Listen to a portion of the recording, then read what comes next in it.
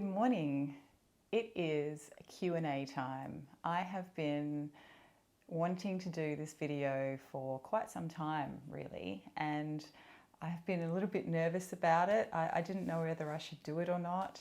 I wasn't sure what kind of questions I would get or if anyone really had any questions that they wanted me to answer. So thank you so much to everyone who did actually ask a question. And I'm sorry it took me so long to get around to doing this. So I have my phone here and my coffee, and I will get to answering some questions. Okay, so Bel Air Scents, who is a long-time supporter of my channel actually, thank you so much, asked me, why do I keep reviewing scents? This is a really good question, and actually a really hard one straight out of the gate. I don't know why I keep reviewing them.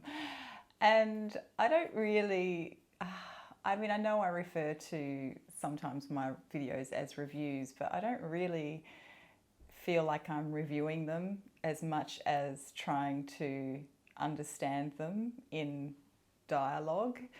As I've said many times, I've never had what I would consider to be a signature scent, and so I guess I'm just forever on the hunt for that one fragrance that is going to satisfy that, that space in my fragrance wardrobe for me. But mostly it's just a curiosity, I think. As I said, I'm trying to understand better why some fragrances or some smells resonate with me more than others.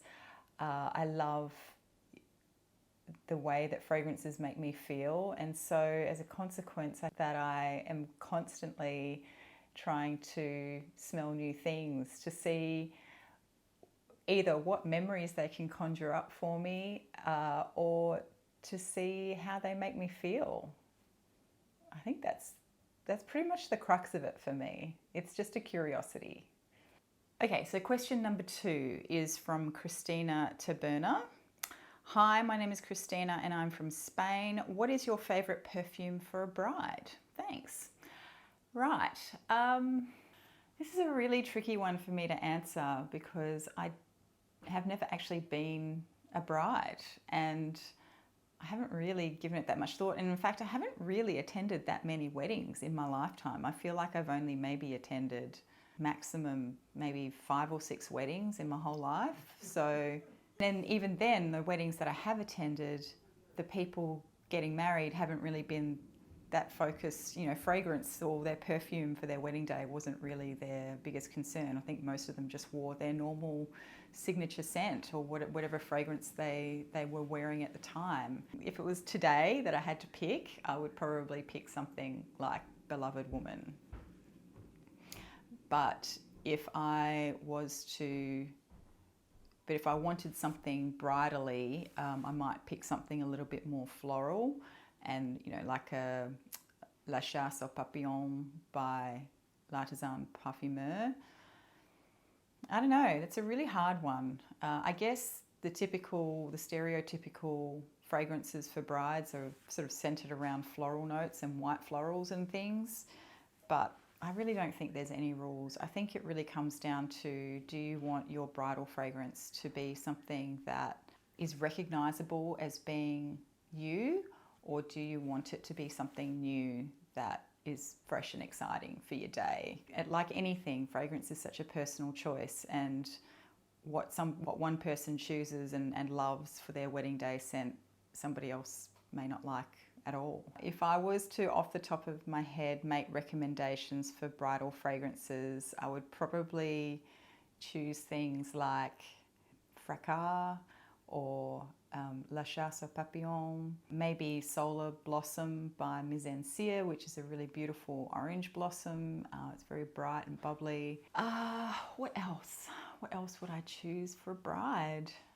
And also there are fragrances that are kind of marketed to brides as well, such as there's an Elie Saab one, I think it's just called Le Parfum in White or something. There is the Creed fragrance, Love in White, which I think Did Grace Kelly wear that one? Somebody, I think that was somebody famous wore that for their wedding, I think. Then there was, there's a Guerlain one, which is very expensive. I think it's about $1,000 a bottle.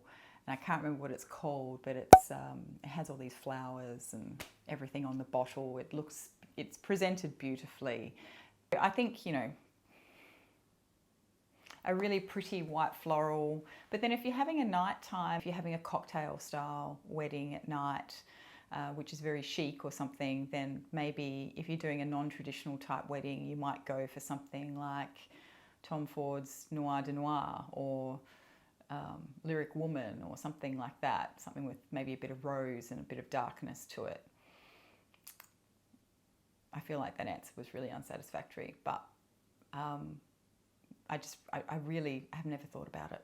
So maybe I should start thinking about it. Hint, hint, Matt. So the next question is from Suyun Kim asking, why did I start a YouTube channel? Well, to be honest, the idea of having a YouTube channel started as a bit of a joke. Well, not a joke, but I had a blog and an Instagram account before I started my YouTube channel. And the blog was very new. In fact, I haven't even updated the blog pretty much since I started YouTube. So it's very small, hardly any posts on it at all whatsoever. And I just remember complaining to Matt one day that I as much as I really wanted to write a blog and I loved the idea of writing a blog, the reality is that I spend all my day at work in front of a computer. And I kind of got to the point where I'd come home and I'd want to write, but I'd want to write on paper. And I didn't necessarily want to type up on a computer a blog post. So, and I think I said something like, oh, maybe I should just start a YouTube channel because then I could just talk and I wouldn't have to sit down in front of a computer and write. And to my surprise, he said, well, why don't you? And I was really shocked by that because I really thought he'd be dead against me doing a YouTube channel and putting my face on a camera. And so that kind of planted the seed, and that was about late 2019. And then in early 2020, Robes 08 ran that competition where they were trying to encourage more women to start fragrance-related channels. There was a perception, and it might not have just been a perception, it might have been a reality that the fragrance space was dominated by men for quite some time, which could be true, although I kind of feel like, I do feel like there were lots of women beauty bloggers who would talk about perfume as well, but they might not have had dedicated fragrance channels. And so I think men tended to have a dedicated fragrance channel and women tended to have channels of, you know, just sort of general lifestyle or beauty channels, and then occasionally they'd talk about perfume.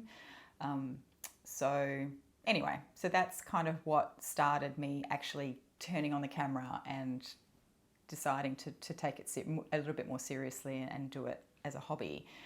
I have to say it is probably more work than writing a blog, but the process is different and the skills I've learned are different to writing, and it does, even though there is obviously an element of spending time in front of the computer editing, it is different to just sitting down and typing out a blog post and then putting a picture on it, you know what I mean? So I have had a lot of fun with this and I'm still very, very much enjoying it. Next question. Hi, my name is Rachel. I'm from Israel. Hi, Rachel. And I love so much perfume. I want to ask you what kind of perfume you prefer in summer. Good question. I actually did a very lengthy video where I talked about hot weather fragrances, and in that video pretty much all of my favourite summer fragrances are covered, plus some other ones that I was sampling at the time that I thought would be good hot weather fragrances. But if I was to pick off the top of my head, I would say one of my go-to hot weather fragrances is Sampaquita by Ormond Jane. It's just a lovely, clean smelling floral, sort of a tropical floral, but it doesn't smell too beachy. I really enjoy Paradis Lointain by Oliver. I really enjoy pretty much any Chanel perfume in the heat because they're so light and citrusy. Probably 1932 and number 5 Eau Première definitely would be high on my list for hot weather fragrances. La Nuit de Cellophane by Serge Lutens. So Nude by Costume National. Mojave Ghost by Byredo.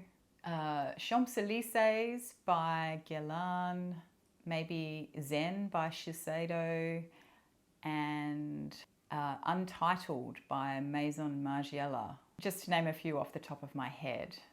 So, and of course, L'air du Désert Marocain by Tower, a fantastic hot weather fragrance that isn't citrusy.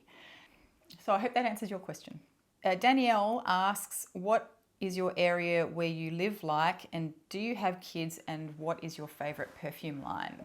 I live in Queensland, Australia, so I guess the official climate is tropical, I think.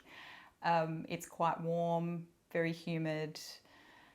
We do have cooler weather. Because I'm in Brisbane, I'm not in northern Queensland, I'm sort of southern Queensland, which is near the border of New South Wales. We're about an hour's flight from Sydney, so we do get winter here, and it is, it gets fairly cool in wintertime. So we do have a really hot, humid summer and quite a cool winter, but the coolest temperatures in winter here, probably occasionally we might hit 0 overnight as like the lowest temperature, which we might hit for a few minutes of a day, but generally sort of like the low single digits is our overnight winter temperatures here, and daytime you're probably looking between sort of probably about 15 degrees Celsius. So it's really quite pleasant. Winter here is really, really beautiful, and summer is disgustingly hot and humid and is not my kind of weather at all, but somehow I landed here, and it doesn't look like I'm moving anytime soon, so I'm just gonna have to suck it up. Do I have children? No, I do not. I do not have children. I have a fur baby, or 2 now actually. We have a cat and a dog. But Matt has 2 children who are now officially both adults. The youngest one just turned 18 a few weeks ago. And finally, she asks, what is your favourite perfume line? Oh, do I have to just pick one? Oh, look, if I don't think about it too much, I guess I have to say, off the top of my head, Ormond Jane. I'm a massive Ormond Jane fan. Tragic fan. So I think I would pick Ormond Jane, but there are probably 5 that I would consider to be all equal favourites. So it would be Ormond Jane, Chanel, most likely the Les Exclusives lines, but I do love number 5 as well now, Serge Lutens, Andy Tower, and more recently Amouage. I'm just absolutely loving everything Amouage at the moment. Well, not everything, but I'm loving Amouage a lot. So that's 5, my 5 favourites in terms of perfume lines. So the next question is by Andrea P, and she said, with such a saturated market, is there a type of fragrance that you would like to have but have yet to find the right one within that category? Or any notes that you love but seem to be used too infrequently in perfumery? Do I have any fragrance related regrets? And on a more positive note, what is your best fragrance related experience? They are really good questions, Andrea, and they are hard. Okay, so first one. I'm thinking of the Michael Edwards fragrance wheel to try and consider those categories of the wheel and whether or not I feel like I have something in my wardrobe for each of those categories that I feel really fits the bill, and I would be totally happy with just having that. So the soft ambery category, which is apparently centered around carnation, incense, and warm spices. I don't think I have anything that fits that bill in my wardrobe yet. So that could be one. I don't have any aromatic fougères in my wardrobe because I'm not a fan of the fougère family. And I'm sure, I am absolutely positive that one day I will come across a fougère that I really, really love, but I've yet to find it. I also don't love aquatic fragrances generally. So that is one that, that's another category where I don't think I really own anything that satisfies that, because I just don't love aquatics and I still have to find one. Although I don't mind Pacific rock moss. Is that considered to be aquatic? I don't know. It could be. I think it's got marine notes or something in it. So maybe I do have one. So yeah, I think they would probably be the main ones that I feel like I don't really have, I don't think I've found the right one in those categories yet. Any notes that you love but seems to be used too infrequently in perfumery? No, I think with all honesty, I think most of the fragrances or the notes that I really, really love are used pretty frequently. Maybe if I was to think about things like, because I'm at the moment, I'm really having a sheep moment, and so sadly, I guess real oak moss is not really used that much anymore, or at least it's restricted. So maybe oak moss could be one, because I really do love sheep fragrances. But no, I think overall, most of the things that I love, I have no trouble finding them in perfumery that much. Although, what I really do love is pine. I really love pine in fragrances. I've yet to come across a fragrance that has pine in it that I don't love. Do you have any fragrance related regrets? I guess I could say I regret not taking this more seriously sooner. And what I mean by that is I've always really loved fragrances. I've always had perfume since a very young age. I've owned perfume. But it wasn't really until a few years ago that I started to become very curious about what it is about certain perfumes that I love and try to understand what notes I like and how perfumes are made. And so I guess I wish I'd become more, for two reasons. I wish I'd become more curious about perfume a lot sooner, in the way that I am curious about it now, because I feel like there's so many good perfumes that are now discontinued, or they're just not made the same way anymore, that I could have had a collection of from the 90s if I had just paid more attention back then. Definitely. And then the second thing is that, and I'll get to this later because I think I did see a question on it, but my background, my professional background is chemistry, industrial chemistry, and had I known at the time that I could pursue perfumery or go and work for a company that creates fragrances, I probably would have done that. So, but I think I just missed the boat because I didn't really understand that in Australia that might have been, that a girl in Australia could possibly work in a field like that.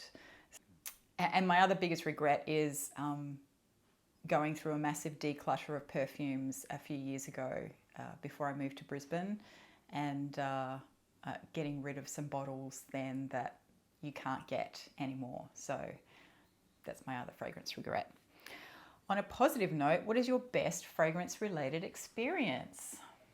I would have to say that my best fragrance-related experience is starting this YouTube channel and my Instagram, because I've met so many wonderful people, and you know, a lot of us are really good friends now, you know, and we meet each other in person. So, I'd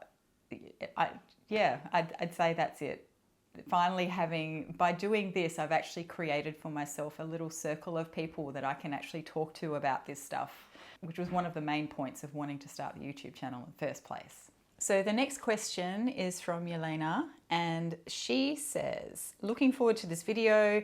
What does your family and your closest friends think of your perfume passion/addiction? Are you being criticized or supported? I think I can categorically say I am being pretty much supported the whole way through. I don't think anyone has really criticized me. I think the only criticisms I've ever had have not come from my family. They've come from random commenters on YouTube, basically. I mean, I don't think that they understand it, but I don't know if I even really understand it myself, but I don't feel like any of them have been critical about it. In fact, most people have been really supported, and mostly people have just been curious. So Margarita asks, your favorite layer in your collection and your skincare. My favorite layer, do you just mean my favorite perfume? I think at the moment, I've got two equal favorites that I cannot choose one over the other. Beloved Woman by Amouage and Ormond Woman by Ormond Jane are definitely my two favorite fragrances in my collection at the moment. And your skincare, okay, that's interesting. It's interesting because I don't have great skin. I had good skin when I was younger, and then when I hit my 30s, I developed really bad adult acne for a few years, and I had some pretty strong medications to get that back under control. And there was no rhyme or reason to it, really, because I had a very healthy lifestyle. I was doing lots of exercise. I ate really healthy. I didn't drink. And so, yeah, it was very strange that I suddenly developed this adult acne. So to answer your question, ever since that incident in my mid-30s of developing really bad skin, I ended up using products that a dermatologist recommended, and I've pretty much stuck with that product line the whole time. So I use predominantly La Roche-Posay skincare products. And I try and keep it as simple as possible, really, because the more complicated I make it, the less likely I am to stick with it. Very much like my low-buy rules. So I don't really cleanse my skin in the morning. I make sure I cleanse it really well at night time, get all the makeup and sunscreen off. But generally in the morning, I just rinse it in the shower. I don't use any cleanser on it. And so at the moment, when I get out of the shower, when it's still a little bit damp, I put a serum on it. I have only been doing this for a couple of months. It's a La Roche-Posay serum. To be honest, I don't feel like it does very much, but it does what it does do is it stops me getting that really dry feeling. So if I get out of the shower and I dry my face, by the time I'm putting on my moisturizer, I feel like my skin is already dried out. And so putting the serum on, I think, just helps it to not feel so dry.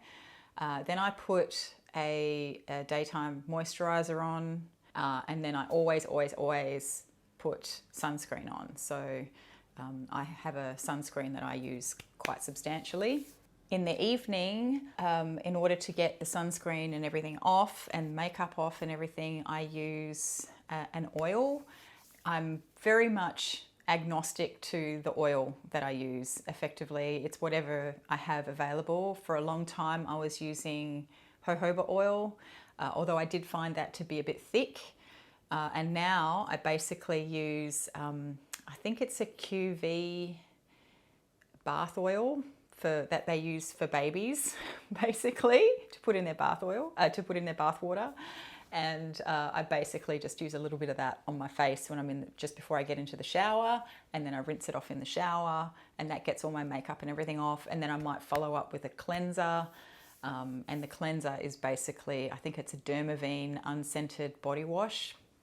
That's what I use on my face as well. And then at night time I use a heavier moisturizer, which again is from the La Roche-Posay line. I do have a Chanel hydrating mask as well, which I really like. I think it's the Camellia hydrating mask, and that is really nice. I use that over the top of my moisturizer, but I don't use it every night.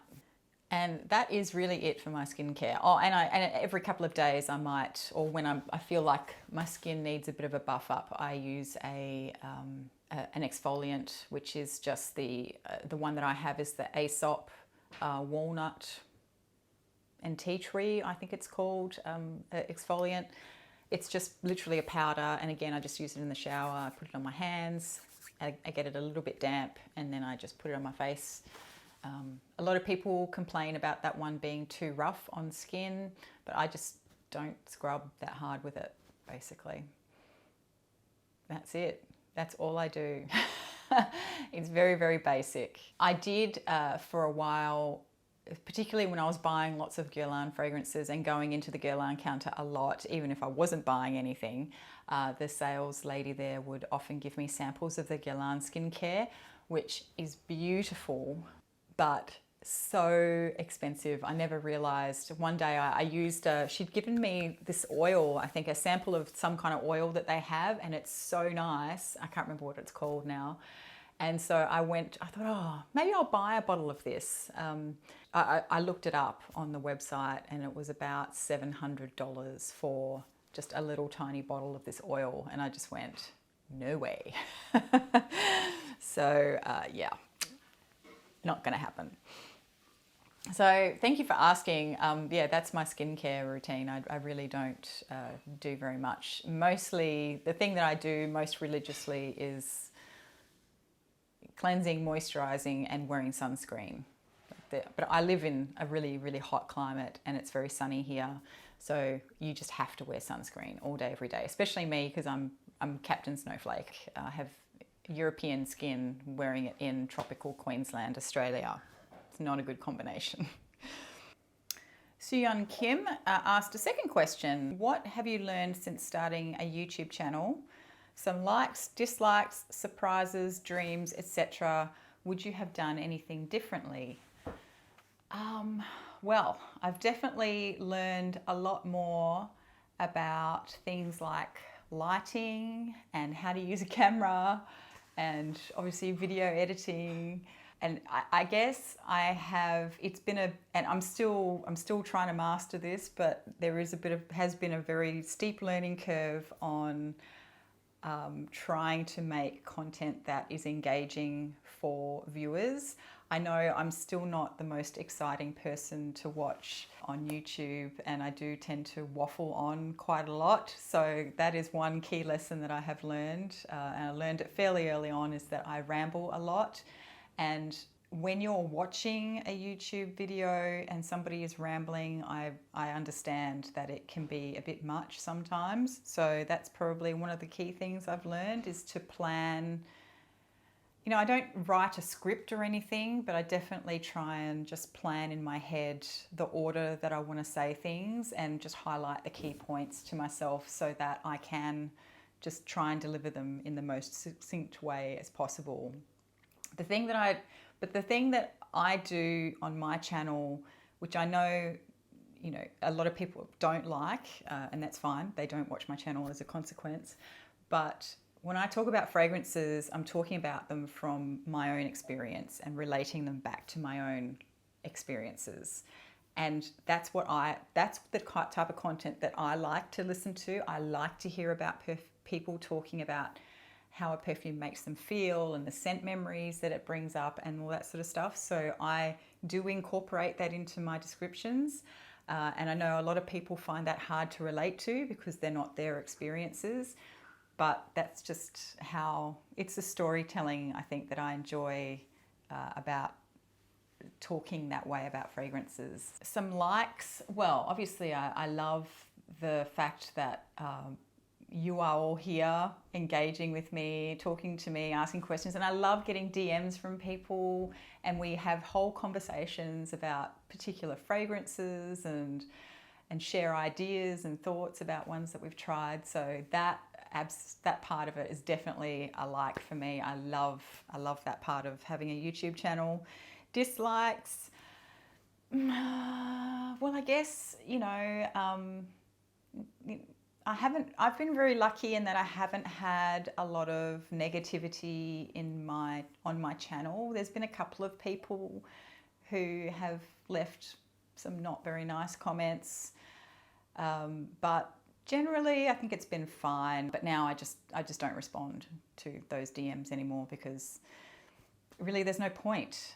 People are going to just nitpick if they want to nitpick, and I guess that is just part of putting yourself on a public forum. You know, people have the freedom and the right to comment and say what they feel, and you know, I can't please everybody, and I just have to accept that. Surprises, yes. The thing that has surprised me is how generous people are with sending me stuff, samples, and there is a particular person, it's Yelena, who asked a question earlier, has sent me literally bottles of perfume that she was getting rid of in her collection, and decided that she thought I would like them more than she does. So, which has been absolutely wonderful, and there's absolutely no expectation at all that anyone would send me anything, but that has been really touching that somebody would do that for me. So, would I have done anything differently? Yes, I probably would have. If I'd had my time again, and if I hadn't been doing that competition, I might have filmed lots of videos before uploading my first video. Because I think I cringe, and I think everybody does who starts a YouTube channel, but I literally cringe if I go back and watch my early videos.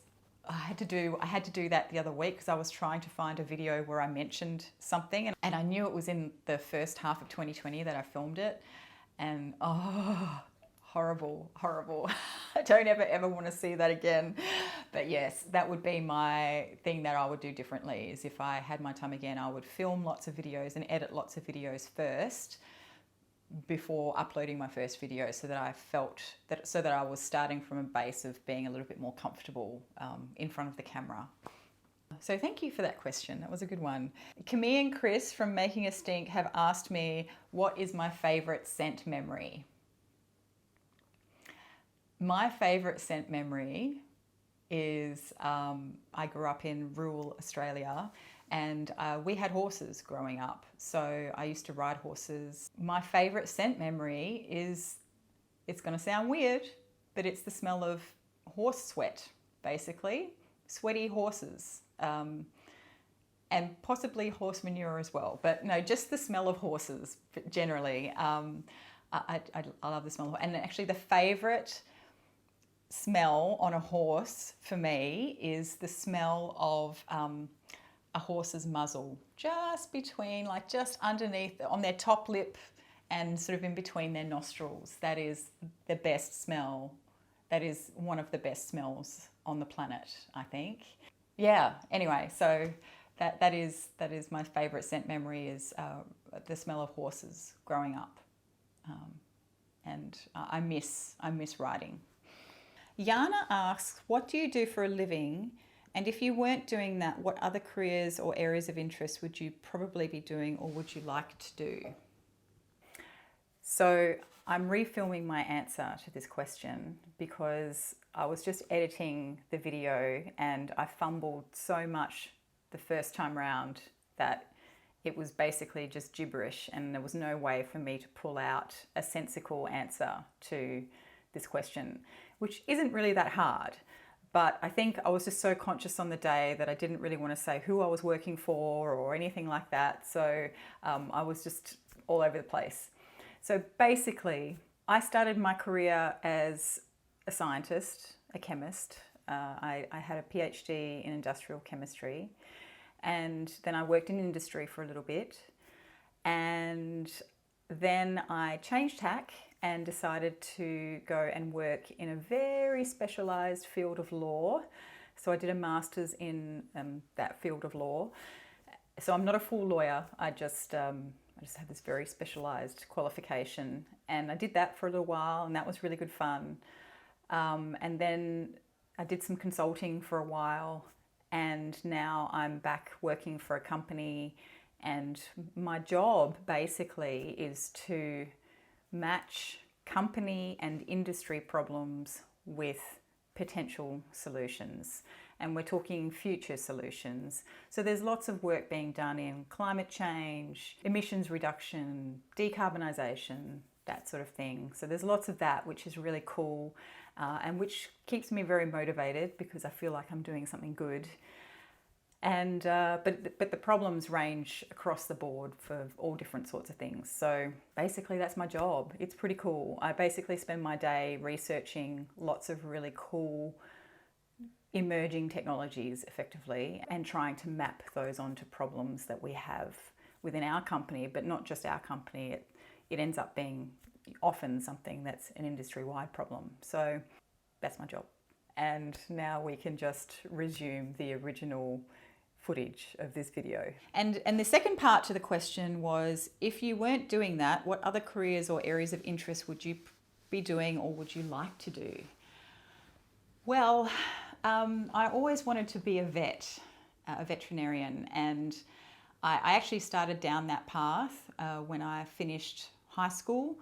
I signed up for the vet science course at university, and in the period between finishing high school and starting university the following year, I did some work experience at a veterinary clinic, and it traumatized me. All we did for 2 weeks was euthanize puppies and kittens, and it was soul destroying. So yeah, I'm sure we did other things as well, but I couldn't tell you what else. I mean, obviously I wasn't doing the euthanizing, but I was basically looking after these abandoned puppies and kittens, and then I'd come to work the next day and they'd be gone, and then new ones would come in, and the same thing would just keep happening over and over again. For 2 weeks, I cried for pretty much for a month.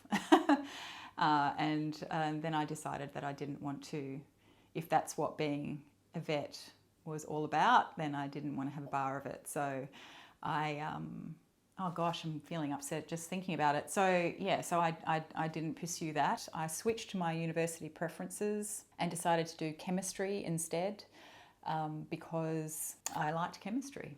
But now, I as an adult, I think there's part of me that would still like to revisit that one day, I think, but what's putting me off is, of course, the several years of full-time study that would be required. I've done my fair share of study, and I feel like I'm done with formal qualifications. So I'd really have to want to do it to justify that expense and time commitment. I would also, now that I've been doing this YouTube and Instagram thing, I'd really love to do a proper photography course, I think, to learn mostly how to compose pictures and to set up a shot really well, because that is something that I don't do very well at all. So that's something that I'd like to do. Otherwise, I still really like the idea of writing, and when I was younger, I loved writing stories, and I used to just write all the time for no reason, and I don't know why, but it stopped as I got older, because I was more focused on science and getting into the right career path and things like that. And at the time when I was going through school, it was all about STEM subjects, maths and science, and so I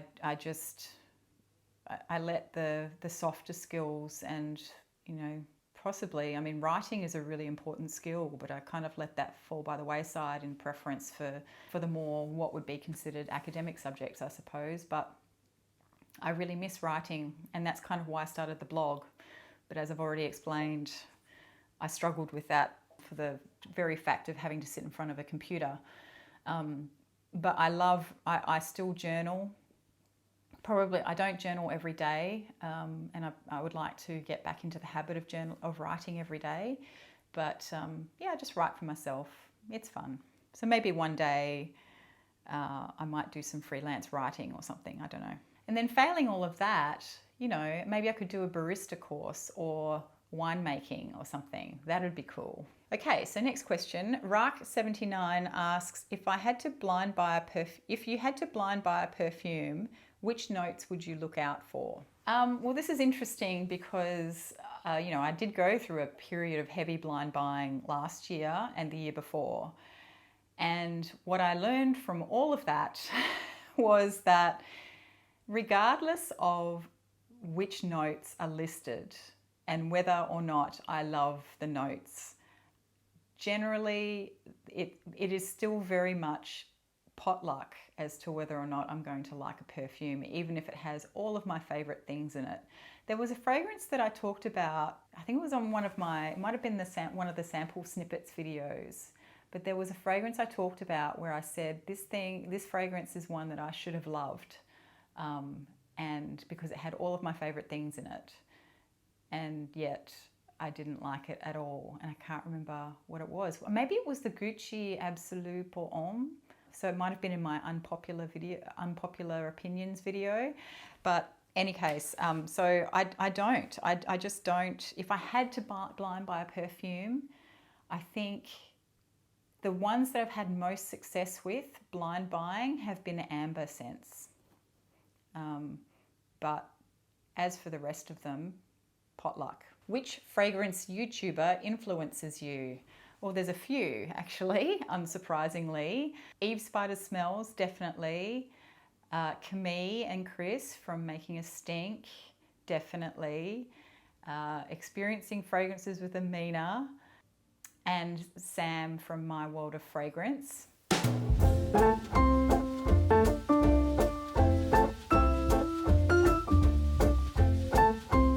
And I also really love watching Pep from The Sentinel, Galen from The Etherealist, Thomas from The Early Greek, and Matt from Questioning Sense. I don't necessarily have the same fragrance taste that they do, but I just love how they talk about fragrances, basically. How has my fragrance preference changed since I started my journey? My taste in fragrances has become a lot more broader. I like a much broader range of fragrances now. And I think the biggest changes that I've seen in my taste of fragrances has really been around, you know, when I first started, I was very much into the lighter, more subtle, woodier scents. I didn't like sweet scents at all. I didn't really like rose. Now I love rose, and I have several vanilla fragrances in my collection now, which I really, really like as well. I have also very much developed a taste for vintage style fragrances and chypre, and which I think I could quite happily tell you that as little as 3 years ago, if somebody got me to smell a chypre, I probably wouldn't have liked it. That's pretty much the biggest changes that I've noticed in my taste and fragrance. I still love the lighter, woodier scents as well, but I also really love rose, and heavy florals and chypres, and much bigger, heavier, stickier fragrances that I wouldn't have liked before. I'm still not a gourmand fan though. That is one thing that has stayed the same, even though I have developed a like for vanilla fragrances. I'm very picky about my vanilla, and I don't like gourmand fragrances. I did have Lyra by Xerjoff for a while, but it just made me smell like cake, and I don't want to smell like cake. Do I have any advice for people at the beginning of their fragrance rabbit hole? Good question. Look, I would say sample as much as you like and as much as possible. And I know that as I say this, it's very hypocritical because I did not do this. I blind bought so much stuff when I started going nuts on all of this because I was cocky. I thought I knew what I liked. Yeah, if I had my time again, I would probably employ a little bit more of a plan. And it's really hard because when you are starting on this journey and you're really getting into fragrances and you're watching YouTube channels and you're on Instagram and everyone has all these beautiful bottles, it's so easy to get sucked into buying lots of bottles. But my advice would be to get samples and decants and wear them, like finish them first before you buy full bottles, because if you buy a 5 ml decant, that is going to last you a few months, and you know that just gives you such better base for understanding whether or not you really like something, and it'll cost you so much less. So sample, and my second piece of advice would be, I mean, I know there's a lot of people in the fragrance community on the Facebook pages and stuff, and there's always people that sort of chime in on these sorts of discussions, and they'll say, you know, I just don't watch fragrance YouTubers, and I'm not on Instagram. The thing is, fragrance, it doesn't matter if I'm an expert or I'm a complete pleb, which I am, by the way. My opinion is my opinion, and it doesn't matter if I have a qualification in perfumery or a chemistry even. That just has no standing on how I perceive things with my nose. And what I like to smell, regardless of how qualified I am, is different to what you might like to smell. By all means, watch YouTubers, read blogs, and you know, have a look on Instagram if you want ideas and inspiration for finding new fragrances. But don't go and blind buy bottles of stuff just because somebody else has said that they think it's really fantastic or it's the best thing since sliced bread, because you may still not like it. The only time I did blind buy a fragrance this month, actually, and the only reason I did that was because I actually could not get a sample of it. So that's my 2 cents worth. It doesn't really matter. I just say smell as much as you can. Everything, not just perfume, but everything. And there is something else that I do too, which I only started doing last year. And that is, and I haven't done this on camera yet. Maybe I should do. I think somebody made a comment recently that I should do this on camera, and maybe I will. And that is to blind sample as well. So once you start getting into this community, the fragrance community, you will find that people will start sharing samples with you, or you'll buy a bottle of something from somebody secondhand, and they'll throw in a bunch of samples. And then you'll, you know, start to smell more things that way.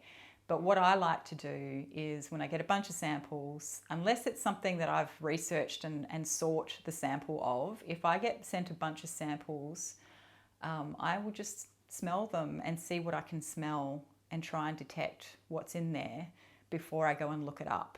I think that's, you know, if you're asking me, you know, my advice for new people getting into this, I think that's just a really good thing, even if you don't have any intention of ever reviewing fragrances or anything like that. But it's just a really good way of starting to understand how things smell, and the different ways that things can smell as well.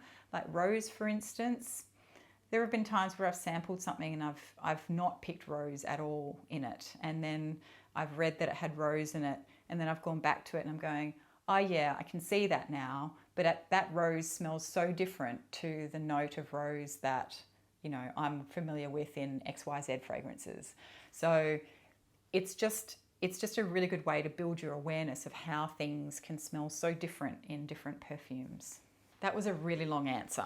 Thank you for those questions. They were really good questions. VA asks, is my job related to perfumery? Well, no, it's not. So I've already answered that question. What made you start making YouTube videos? I've already answered that question too. How would you describe your perfume style, if that makes sense? Thank you and love your videos. Well, thank you very much for watching. My style, oh, eclectic, but maybe not so eclectic. I think when I first started wearing fragrances, I didn't really have a set style. I'd go from something very floral and feminine to something quite masculine, and then I'd wear that for a while, and then I'd go to something fresh and citrusy, and I was all over the place. And now I think I have come to realize that I really love classic, very classic style fragrances that, you know, people might describe as being very mature style fragrances. And look, and I have to say, I feel like that fits my personality, because I've always felt like, even when I was a teenager, I was always the really boring, responsible person. And so I've always felt like an adult. I don't know if that makes any sense. In some ways I feel like an adult, in other ways I feel like an innocent who really doesn't know anything. But I've always been very serious, I guess you could say. And consequently, now that I've discovered these vintage style fragrances, even modern fragrances that are just done in a vintage style, I just find that they really fit my personality really, really well. And yeah, I think that's my style, is these sort of older classic kind of fragrances. So things like 24 Faubourg or Beloved Woman or Shalimar, Une Rose Chypre, perfect example. So anything of that kind of ilk, I find is definitely, they are the ones that resonate with me. When I put those fragrances on my skin, it's like a sigh of relief, you know. And I feel like I'm, you know, falling into a position of comfort and acceptance of myself. I know that sounds a little bit wacky. Whereas when I put on something really modern, and that's not to say that I don't wear other things as well, but if I put on something really modern, you know, like something from Byredo or like a Delina or an Atomic Rose or something like that, or a Tardez by Carne Barcelona or something like that, it's not that I don't enjoy wearing them. I do enjoy wearing them, and I think they smell great, but I just don't feel like me. I feel like the perfume isn't melding with my personality. They're just like they're just sitting there like a layer on top, and it puts me in a mood of, you know, frivolity or something, depending on what mood I'm going for. But yeah, I know that's a really kind of weird answer, but that is, I do know, if that's what you were asking, that is how I feel about perfume, and that is how I feel about these more classic vintage style fragrances. They become, there's no separation from those fragrances or that smell from how I perceive me to be as a person. Robert asked, what is something that you think is discussed too often in perfume, and what is something that you don't think is spoken about enough in perfume? Well, I think it's changing, but I think people focus too much on the aesthetics of perfume. And what I mean by that is how you're perceived by others when you're wearing a perfume. And for me, those sorts of conversations really just don't resonate with me that much, because that is not why I wear perfume. And so consequently, there's a lot of reviews that kind of don't really resonate with me, because I feel like people gloss over too much of the perfume and the experience of wearing it. And I'm guilty of that too. You know, I guess when you're doing a video where you're talking about 20 bottles, trying to show people 20 different bottles of perfume or make recommendations of 20 different bottles of perfume, it's hard to go into great detail about it. And my battery's going dead, so I'm just going to change that. So just to recap, we were answering the question from Robert, which was, what is something that I don't think is spoken enough about in perfume? I would say the perfumers themselves. Whenever I see an interview with a perfumer, I can't click fast enough, really. I love learning more about the artist and the creative force behind a perfume, and just the whole perfume marketing and industry process as a whole, really.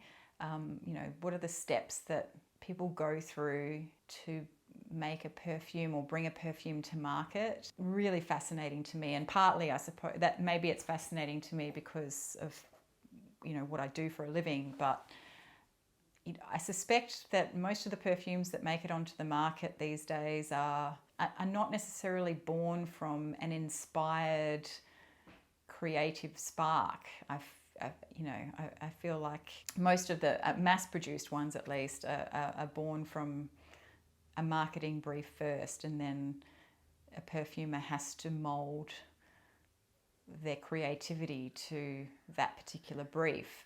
And, you know, but even that in itself is fascinating to me. I mean, where do you start when you're given this bit of paper that has a description on it, which is often, I'm assuming, quite abstract, and you have to try and make that into a perfume? So, yeah, that is something that I would like to see talked about more. And maybe it is somewhere and I just haven't found it yet. Thanks, Robert. Great questions. Are there any notes that you can't stand and that automatically ruin a perfume for you?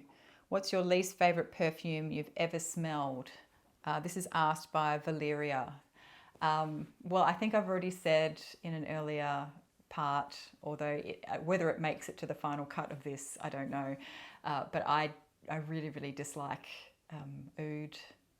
A lot of oud fragrances. The really barnyardy, poopy oud is just, I can't understand why people like that. And anyway. So that is definitely a note that I do not like. What's my least favorite perfume that I've ever smelled? Well, I'm probably going to get lynched for this, but my least favorite perfume that I've ever smelled when I put it on my skin was Oud Ispahan by Christian Dior, Maison Christian Dior.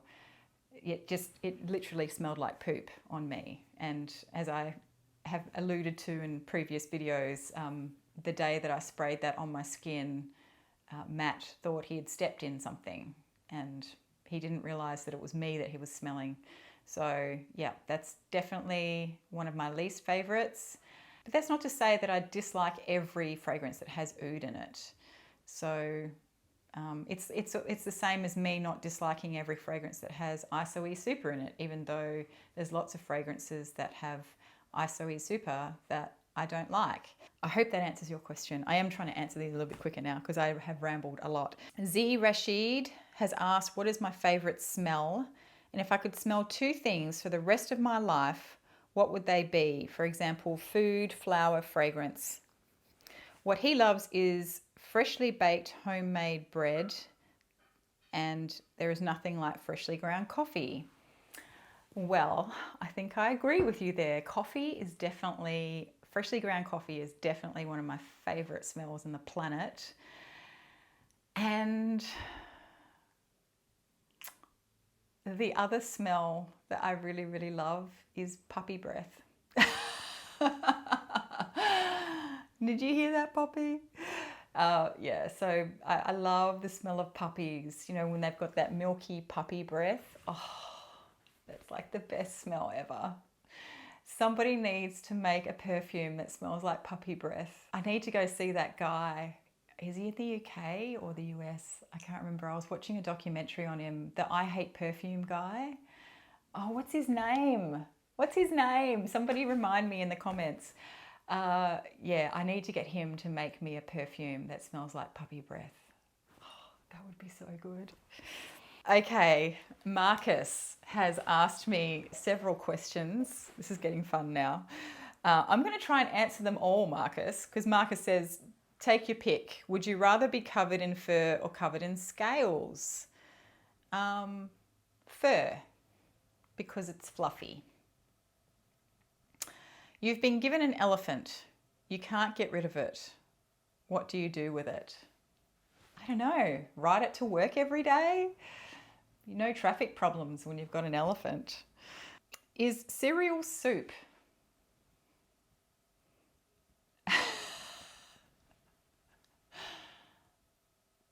Well, let's look up the definition of soup. Hang on. No, actually no, it is not, because cereal in and of itself is not soup, because cereal is dry.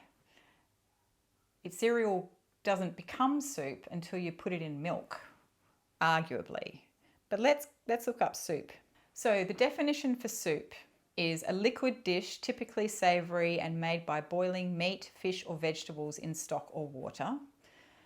Is a substance or mixture regarded as resembling soup in appearance or consistency. For example, the waves and the water beyond have become a thick brown soup. So purely on the basis of the definition in the dictionary, I would say no, cereal is not soup. It isn't made by boiling fish, vegetables or meat in a stock or water. But going back to my first answer is no. But it arguably resembles soup once it's mixed in milk. Do you have any favourite quotes? Yes, I do. They're pretty boring ones though. I'm not very good at remembering. When I was in high school, I studied English literature and I loved it, and particularly loved the poetry. And so I used to have a whole book of quotes and stuff that I used to take out of poems and literature. So now I just remember all the boring ones that people tend to use in business and stuff, like whether you think you can or you think you can't, you're right, which is Henry Ford. There was one by Helen Keller, which I did a piece of artwork around when I was in high school, and I think the quote was, life is either an incredible adventure or nothing, or something like that. One thing you might not know about me is, I don't know if I've ever mentioned this on any of my channels, but a few years ago at a milestone birthday, I decided to go and do a Vipassana, which is a 10-day silent meditation. And during that time, I was very much into listening to people like Sadhguru and Alan Watts, and I was reading lots of books about Buddhism, and one quote that, and I don't know if it's a direct quote, well, I don't know if any of these are direct quotes really, but I don't know if how accurate it is, but there was a quote that, and it was more of a concept around a quote that was talked about a lot in the Vipassana teachings, and that is that you lose only what you cling on to, because the whole act of meditation is about acceptance and allowing everything to be how it is and just accepting it as it is and not trying to change it. And yeah, so that's a quote that sort of resonates with me and that I really try and remember, because whenever I'm a planner and I like things to play out the way I want them to play out, which disappoints me constantly because it never happens that way. But that is something that I have to actively remind myself about all the time, is that when things don't go my way, doesn't mean that it's bad. just means that that's just the way it is. And that the more I try and cling on to an idea or hold on to an idea of how my life should be or how anything should be, it's only going to result in more pain for me down the track, because it's going to happen the way it happens. And the more I try and cling to a particular idea of how it should be, then that's only going to bring me discomfort and disappointment and sadness and pain. So there you go. You've probably learned more about, that was probably more of an answer than you needed to that one. What does my perfect day look like? Yeah, okay. If we're just talking about a normal day when I'm at home, I would say I will wake up early and I might take the dog for a walk, and there'll be in the bush somewhere. And then I'll come home and there'll be some peace and quiet while I tend to my plants, and the sun is streaming through the window. And then I'll make a coffee, and then I'll sit down and read a book for a while. And I don't know, what will I do after that? Maybe I'll write some stuff, and then by that time it might be lunchtime, and we'd make a nice lunch and eat it out on the balcony. And I don't know, take the dog for another walk in the afternoon and sit down at sunset on the balcony and have a nice glass of wine and chat. That's probably one of my perfect days. Do you think objectivity is possible in perfume reviews? Discuss. Yes and no. I think there can be. The question is, do I think there can be objectivity in perfume reviews? And I think my answer to that is yes, I do. However, there's always going to be an element of subjectivity, because how you think a perfume smells is all based on your experience and your likes and dislikes. So no, maybe I take that back. Maybe there isn't anything. Maybe there is no such thing as true objectivity in fragrance reviewing. But I think it is a sliding scale, and I think that there are circumstances where you can increase your objectivity by shutting out external influences about a particular perfume when you're talking about it and trying to understand it and come to your own conclusions. But ultimately, what you like and dislike is purely subjective and very discrete to your life and your experiences. Any embarrassing perfume-related incidents, PRIs as they are known, are they known, Marcus, as PRIs? Well, they are now. Embarrassing perfume-related incidents. Yes, I did have one. I think I might have talked about this previously, actually. I had gotten my hands on a sample of Alien by Terry Mugler, and I had never worn it before. And I didn't realize how strong it was. And this was before I got to where I am now in terms of how I wear my perfume now. And I just oversprayed it. And I had to go to work, and I had to meet some people, some colleagues, for the first time face to face. And I was really embarrassed because my perfume was so strong, and they had booked this tiny meeting room. And I remember going in and sitting as far away from them as possible without looking weird, because I was so conscious of them being choked out by my perfume, because I was being choked out by my own perfume. So yeah, and I think that was the point that sort of changed the way I started to wear perfume after that, because I thought that was just nuts. I just sprayed way too much of it. So yeah, I was very embarrassed. They never said anything, but yeah, I was embarrassed about that. Favorite smell in the world? Coffee, grass, baked bread. Well, I think I just answered that before. Obviously, I'm just joking. You don't have to answer all of them. Well, I did. So thank you for asking. Okay, so that was it for the questions on YouTube.